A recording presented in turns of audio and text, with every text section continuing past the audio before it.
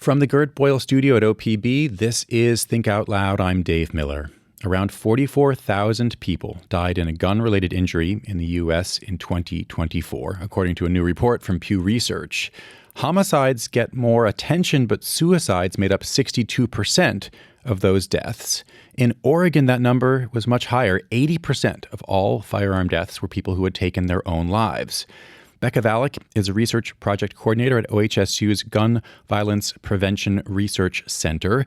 Katie Yossi is a member of the center's faculty and a physician at the Portland VA. I should note before we start that if you or somebody that you know is struggling, you can call or text 988 to reach a national suicide and crisis lifeline. Help is available 24 hours a day, 7 days a week. Becca Valek and Katie Yossi, welcome to Think Out Loud. Thanks for having us. Thank you. Becca, I mentioned the percentage of gun deaths in the U.S. and in Oregon that were suicides, and it's very high in Oregon, 80%. But the other number that I said before the break is just as stark. It's that Oregon's overall suicide rate is something like 50% higher than the national average. So I want to start there. What are the reasons for that?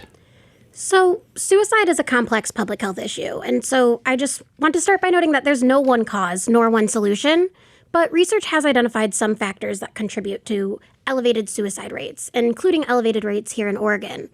For one, in particular with firearm suicide, Oregon has a high rate of gun ownership, similar to other Western states. And so that increases rates of suicide. There's a correlation. I shouldn't say increases. There's a correlation between firearm ownership rates and firearm suicide rates within states. There are other factors. Oregon ranks pretty low in terms of mental health care access. In a 2024 report, I believe 32 of our 36 counties had less than one mental health care provider per 1,000 residents in the county. So there's really a limitation in terms of accessing needed mental health care that can also contribute to elevated suicide rates. I want to go back to the gun piece. And Dr. Yossi, how do you explain that? I mean, maybe it seems obvious, but it's maybe a mistake to take anything at face value here. What's the connection between access to firearms or the number of firearms, say, that are in a certain place and that place's suicide rate? Firearms are the most lethal method of suicide. So 90% of people who attempt suicide with a firearm will die by suicide with a firearm. And so that is really the key piece. The other piece is that they are generally easily accessible, and when they are easily accessible, it can be a short amount of time between having that suicidal thought and then having the action, so completing the action. And so that right there is how they end up being more lethal. And even though it's not the highest method that is used in suicide attempts, it is the major cause of suicide death. Because of the lethality. Exactly. Becca, how much do suicide rates in Oregon vary by region? And specifically, I'm wondering about cities versus more rural areas. So rates in cities versus rural areas vary pretty significantly. Rural areas tend to have, both in Oregon and in the U.S. generally, rural areas tend to have higher rates of suicide and firearm suicide in particular. Is that one of the things that you see? Because another huge stat that jumps out that came from a recent study is that people who work in farming, fishing, and forestry have a suicide rate that's 5 times higher than the already very high state average. How do you explain that? So I think that contributes to that rural-urban difference, and I think there are a variety of factors. For one, those working in those professions may be more likely to have firearms and have easy access to firearms. There is also the factor of some of those professions may be more associated with workplace injury or could lead to some chronic pain, and those physical health conditions can also increase risk for suicide. Katie, what about gender? How does gender play into this? Yeah, so men generally have a higher rate of suicide, and that we think is due to several reasons. One is that stereotypes still exist for sure around mental health and expressing emotion and vulnerability. I work with predominantly male patients who recognize that their health is important and also have a hard time sometimes talking about their mental health. And so a sense of being able to ask for help or mention that things aren't going as well as they'd want them to go can certainly contribute to that. How much training did you get when you were, say, doing rotations in med school or doing your residency, specifically about this, about talking to patients about suicidal ideation and about really serious mental health issues? And I should say again, you're an internist. Yes, I'm an internist, and I don't recall learning much about talking about firearms in particular in medical school or residency. We certainly talked about suicidal ideation and how to assess risk, but I really learned about how to do lethal means safety counseling, which is an intervention that reduces suicide risk in individuals, while working at the VA and recognizing that it was such an important piece of taking great care of my patients. Is that at this point a standard part of training or clinical work at the VA, or is this something that just some people there recognize was good and so some people there do it? It is a part of standard training at the VA, and it is a universal screen that we do for all patients now at the VA is to ask people about thoughts of suicide. The U.S. Preventive Services Task Force has found insufficient evidence for universal screening for suicide elsewhere. And so I think there will be more data coming out on this in the future.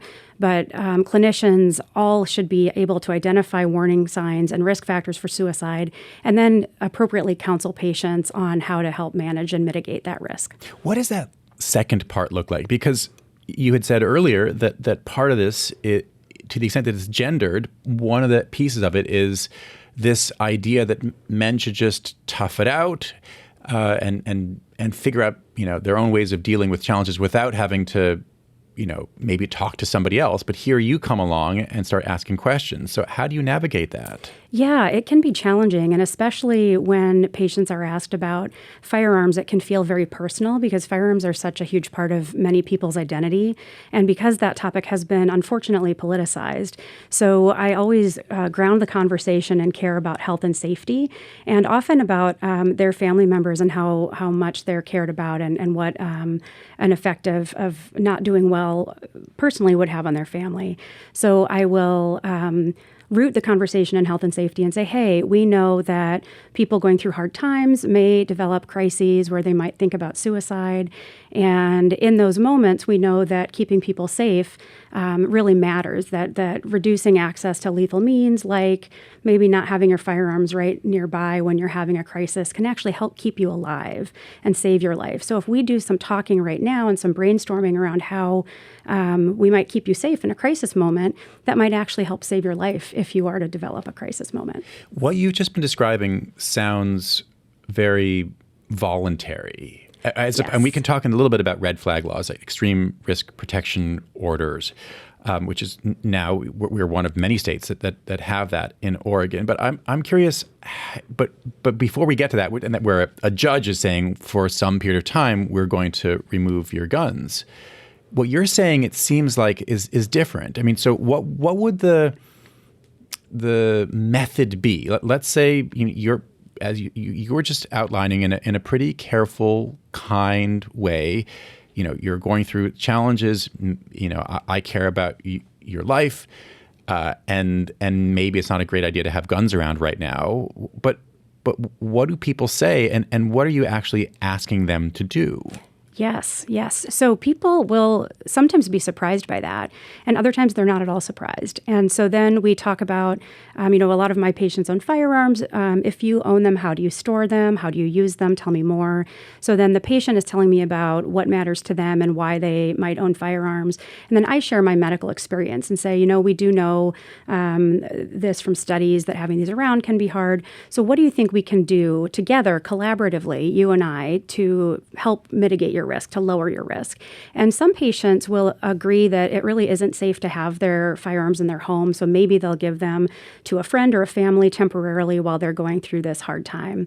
Other times that doesn't work for patients, and that's okay. And so then we brainstorm about other ideas that we could take. So more secure or securely storing firearms is also a really fantastic way to put time and space between that thought and the lethal action. So secure storage involves storing the firearm unloaded, locked up, and separate from ammunition. And that can give you time to rethink a fleeting thought of suicide that someone might have. And so even if we're just talking about, say, a couple minutes of finding the key to open, or maybe two different keys to get access to ammunition and the gun itself, that can make a difference. It can. 20 minutes, 10 minutes, thought to be a critical window. Not for every person, but it can definitely reduce harm. If you're just tuning in, I'm talking right now with Katie Yossi and Becca Valek. They're both members of OHSU's Gun Violence Prevention Research Center. Becca Valek is a research project coordinator there. Katie Yossi is a member of the center's faculty. She is an internal medicine physician at the Portland VA. Becca, I'm curious, we have been talking about removing people's access to firearms. How much is that the focus right now, as opposed to, meaning the means of suicide, as opposed to addressing people's underlying causes? Not that it's either or, but if we're talking about where you're focusing your energy right now. So, like you said, it can't be either or. There's really a need for upstream interventions, and I think that those are happening pretty widely. But in terms of my energy, because my research focus is firearm injury, I focus more on firearm suicide in particular and lethal means. And I think that is a really effective mechanism because there's a lot of work that needs to happen more upstream. As a public health professional, I care a lot about the upstream interventions. And we have people that are dying now. And so we know that reducing access to lethal means during a time of crisis can save lives now. I just want to give the number again. The number to reach the National Suicide Crisis Lifeline is 988. Help is available 24 hours a day, 7 days a week. Becca, for as long as we've been talking about suicide on this show, which is close to 20 years, since the beginning of this show, we've been giving out some version of a phone number. But it was only about 4 years ago or so that it became that 3-digit number. Has that made a difference? The hope was, I remember hearing this, that like 911, this is an easier to remember number. And the thinking, part of the thinking was it would make it easier for people to call in. Has that happened? It certainly has. We've seen increased call volumes. In addition to having that easier number, there's also text options and an ability to message online. So I think by expanding the different ways that individuals can reach out and seek help, it has made it more accessible, and more people have been using this resource. I'm curious about another societal shift. Katie, I feel like I've seen a shift in societal norms about the way suicide is talked about in the last 20 years or so.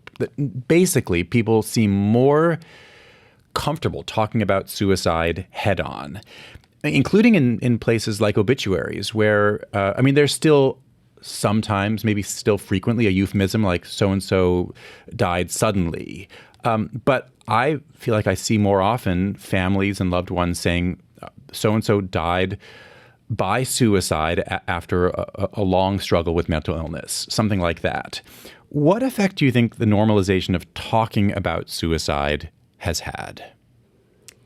I think the normalization has generally been helpful, as long as it is helping people to open up about what they're going through and then be able to seek resources or have people help connect them with resources to get the help they need. We do worry about folks who have been impacted by suicide then having their own mental health crises. And so postvention resources are also really important when a community has been impacted by suicide to ensure that others are not then in a new crisis. But I do think that having that conversation is important. And one thing that's also really important to know is that asking about suicide does not cause a person to have suicidal behavior. So exploring someone who's feeling down, and finding out if they're having thoughts of wanting to end their life is really important, just to figure it out, open up, and get them connected to resources. I want to go back to the non-voluntary piece of this. So we were talking about, hey, how would you feel about locking your guns up or giving them to a safe loved one for a little while as you work through what you're working through? But there are also these red flag laws. Becca, in the big picture, how are they working? How is it working in Oregon? So research has found in some of the states that have red flag laws or extremist protection order laws that they are effective at reducing firearm suicide. In a 4-state study, it was found that one suicide was prevented for every about 17 ERPOs issued, which is a really impressive number. In Oregon, our team has done research looking at the court records, speaking with law enforcement and judges and other professionals who are involved in ERPO implementation, and talking to some of the family and household members who have filed for ERPOs. And what we found is that for these family and household members, they're offering a sense of relief. They're offering time and space so that an individual can receive other interventions, because it won't solve the underlying problems, it won't solve the underlying crisis, but it can create a safer home environment in which an individual can get help. Are there other policies that you'd like to see in Oregon? Because we've been talking to some extent about local interventions or doctor-patient conversations or a family reaching out for their own loved one. But what about at the societal level? Certainly. Before we move fully away from the local interventions, though, I'd just like to note that in addition to the healthcare setting and family and friends, many of the local prevention activities are really being spearheaded by firearm owners. And so there are examples of gun shops that will store your firearms during a crisis, and gun shops that distribute secure storage information and talk about suicide or have coffee chats. And I think that really contributes to normalizing the conversation and to reaching out to those who may be more vulnerable. And the idea there is this is a gun shop owner, so this is not someone who you think is out there to take your guns away from you. This is a Second Amendment supporter who's on your side. Certainly. It's a trusted messenger. It's someone you may be more comfortable having that conversation with. And it shifts the culture because it shows this person who I agree with broadly, who I have a connection with, also it cares about firearm suicide prevention, and it is willing to have that conversation. But on the societal level, I think there's a lot that can be done. Every few years, the Oregon Health Authority creates youth and adult suicide prevention plans that sort of outline the overall strategic plan for the state. And the youth suicide prevention plan has general funding from the legislature, but the adult plan does not. So it's funded through grants, federal, state, and local grants, which can create instability or uncertainty. And so there's really a need for more dedicated resources to support that. Becca Valek and Katie Yossi, thanks very much. Thank you so much. Thank you. Becca Valek is Research Project Coordinator at OHSU's Gun Violence Prevention Research Center. Katie Yossi is a member of that center's faculty. She is an internal medicine physician at the Portland VA.